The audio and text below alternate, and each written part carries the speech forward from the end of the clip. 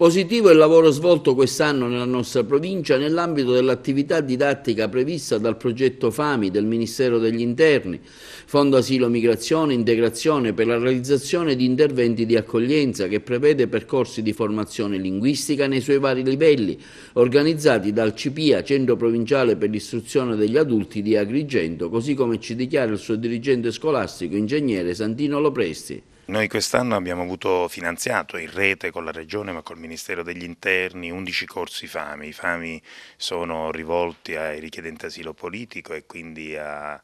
minori non accompagnati e abbiamo attivato 11 corsi, 4 corsi cosiddetti di Pre-A1, cioè per quei ragazzi che non conoscono, che non sono alfabetizzati e che non conoscono la lingua. Poi abbiamo avuto un corso che era A1-A2, così chiamato da noi, che vuol dire riuscivano questi ragazzi, pigliavano anche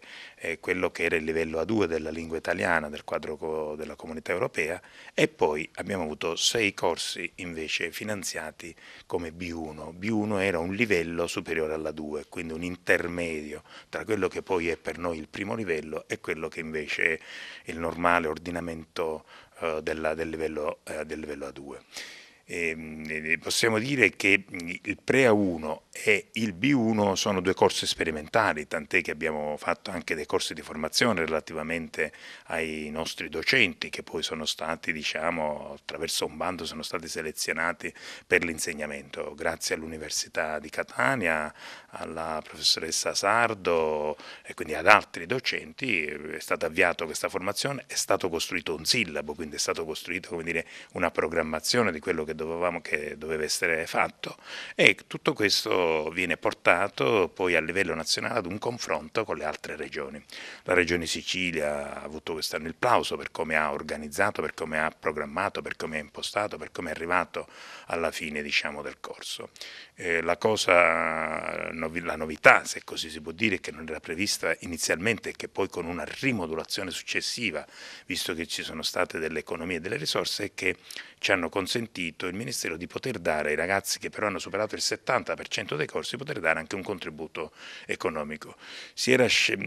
pensava a tante altre cose, però io penso che dandogli i soldi questi ragazzi li possono utilizzare, ecco, in quello che gli serve, scelgano loro poi, sono piccole risorse, però sono risorse che saranno utili sicuramente a questi ragazzi, perché da un censimento è risultato che come prima cosa loro chiedevano dei soldi perché poi loro dicono che debbono comprare le schede per telefonare ai familiari, si vogliono comprare qualche abito, qualche vestito, ecco, vogliono comprare un po' di roba da mettere. Bene, allora abbiamo rimodulato queste economie e queste risorse in questo modo.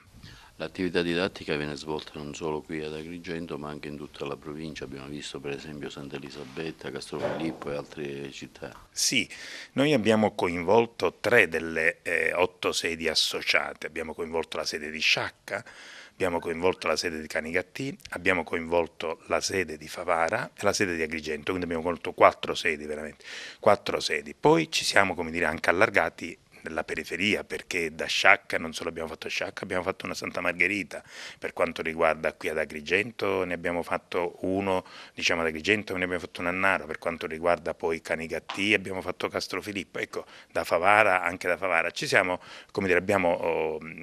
siamo andati in altre comuni limitrofi alla sede associata dove realizzare questo. Abbiamo coinvolto inizialmente all'iscrizione 250 ragazzi, di questi 140 hanno superato il 70% delle presenze e che quindi hanno, diciamo, preso l'attestato. La media percorso doveva essere 8-10, noi abbiamo una media invece che si gira intorno a 13 ragazzi, che, diciamo, siamo pienamente soddisfatti di questo primo anno, di questo percorso e per certi versi di questo successo, che uniti a quello che poi noi vogliamo fare, i laboratori estivi, come dire, recupera tanta marginalità e tanta parte di ragazzi che altrimenti non avrebbero né l'educazione e né impegnerebbero il tempo libero.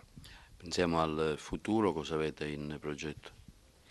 Come FAMI ripeteremo la seconda esperienza, ma è chiaro questo appartiene alla Regione Sicilia, all'USR, quindi già c'è il nuovo bando e quindi parteciperemo. Come CPIA abbiamo in cantiere, ad esempio l'8 marzo sarà fatto una rappresentazione teatrale presso la casa circondariale di Agrigento, perché abbiamo fatto un progetto teatrale che è in itinere e che quindi si concluderà l'8. Abbiamo pure in itinere un protocollo d'intesa fatto con la casa circondariale di Sciacca, l'abbiamo proprio firmato in questi giorni, per attivare anche lì dei laboratori estivi. Questo dei laboratori estivi che noi abbiamo sperimentato l'anno scorso qui ad Agrigento, bene con i Migrantes, con la comunità dei Migrantes